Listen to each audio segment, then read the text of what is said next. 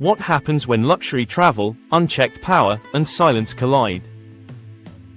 In recent years, Andrew has carefully crafted an image of discipline, success, and dominance. To millions online, he represents control, freedom, and an unapologetic lifestyle. But behind the curated clips, the private flights, and the motivational soundbites, a very different story has been quietly circulating. One that involves disturbing demands, revolving relationships, and a pattern of behavior that becomes harder to ignore the more you look at it. During a series of trips to Thailand and Hong Kong, multiple accounts began to surface. Not from tabloids chasing clicks, but from people who were there, who saw the patterns, and who experienced the expectations firsthand. This is not about rumors. This is about consistent behavior. This is about power dynamics. And this is about what happens when influence goes unchecked. Today, we're exposing what really went on during Andrew's Thailand and Hong Kong trips, the alleged demands placed on women around him, and how a revolving door of relationships became a defining feature of his private life. Stay until the end, because the final section reveals why these patterns matter far beyond one individual. The public image versus the private reality. Andrew's public persona is carefully engineered. Online, he speaks about discipline, loyalty, and traditional values. He emphasizes control, self-mastery, and respect. His message is simple and powerful. Men should lead, women should follow, and order must be maintained. But here's the question few people ask. Does the private behavior match the public philosophy? When someone travels constantly, surrounded by assistants, admirers, and short-term companions, the gap between image and reality often widens. Thailand and Hong Kong weren't just vacation destinations. They were environments where status, wealth, and anonymity intersected. And according to multiple accounts, Andrew's behavior shifted dramatically once the cameras were off. The travel pattern that raised questions. The trips followed a consistent structure. Luxury accommodations. High-end nightlife. A rotating circle of women. Strict expectations. In both Thailand and Hong Kong, Andrew reportedly surrounded himself with young women who were introduced through intermediaries, social circles, or local contacts. What stood out wasn't just the number of women, but how quickly they were replaced. Women would appear for days or weeks, then vanish without explanation, only to be replaced almost immediately. This wasn't dating. This wasn't romance. This was rotation. And rotation creates power imbalance.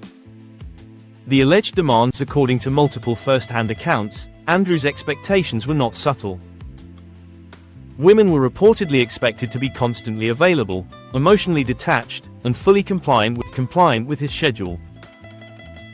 Plans could change at any moment, and resistance was often met with immediate dismissal. The unspoken rule was clear. You were replaceable. There was no room for boundaries. No room for negotiation. No room for independence. Several women later described feeling more like accessories than people, valued for presence rather than personality. And when someone operates this way repeatedly, it stops being coincidence. It becomes a system. Thailand, where the pattern intensified. Thailand, known for its luxury nightlife and permissive social spaces, became a key location where this behavior reportedly escalated. Accounts suggest that Andrew took advantage of the environment, using his status and wealth to establish dominance quickly. Women were expected to adhere to strict personal rules, including how they dressed, when they spoke, and how they interacted with others. Disobedience, even minor, often resulted in immediate exclusion. No conversation. No closure. Just removal. This revolving door dynamic created an atmosphere where women felt pressured to comply simply to avoid being replaced. And many were. Hong Kong, control in a different form. Hong Kong presented a different dynamic. More corporate. More discreet. more image-focused. Here, Andrew allegedly became even more controlling, emphasizing secrecy and loyalty. Women were reportedly instructed not to post online, not to discuss their presence, and not to acknowledge the relationship publicly. In exchange, they received access to luxury, travel, and proximity to power. But access came with conditions. Emotional detachment was required. Questions were discouraged. Individual needs were ignored. Again, the pattern repeated. Appear. Comply. Disappear. The revolving door of women. Perhaps the most disturbing aspect isn't any single demand, but the frequency. The speed. The lack of emotional continuity. When relationships become interchangeable, empathy erodes.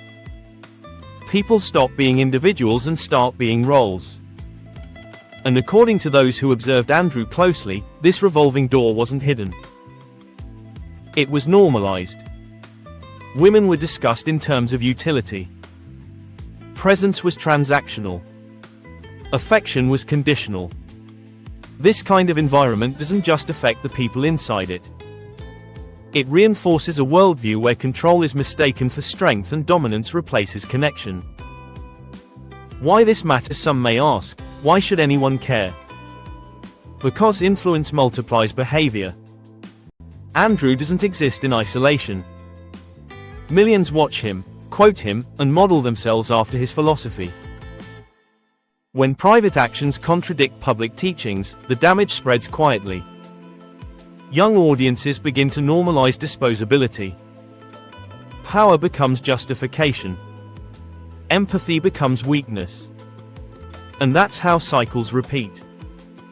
Not through one person, but through imitation. What this reveals about power: power doesn't always announce itself loudly. Sometimes it whispers. Sometimes it isolates. Sometimes it rotates people until no one feels stable enough to speak. Thailand and Hong Kong weren't just locations. They were backdrops where a system operated efficiently because no one challenged it.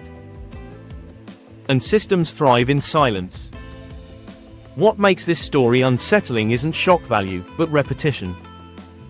When the same patterns appear across different cities, different women, and different timelines, they stop being isolated incidents. They become signals. And ignoring signals is how influence quietly turns into exploitation, without ever being questioned. In the next part, we'll examine how this behavior aligns with Andrew's public ideology, why former associates began distancing themselves, and what happens when control eventually turns inward.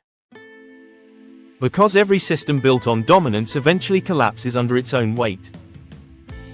If this exposure challenged your perspective, stay with this channel. This isn't about hate. This is about accountability. This is about separating image from reality.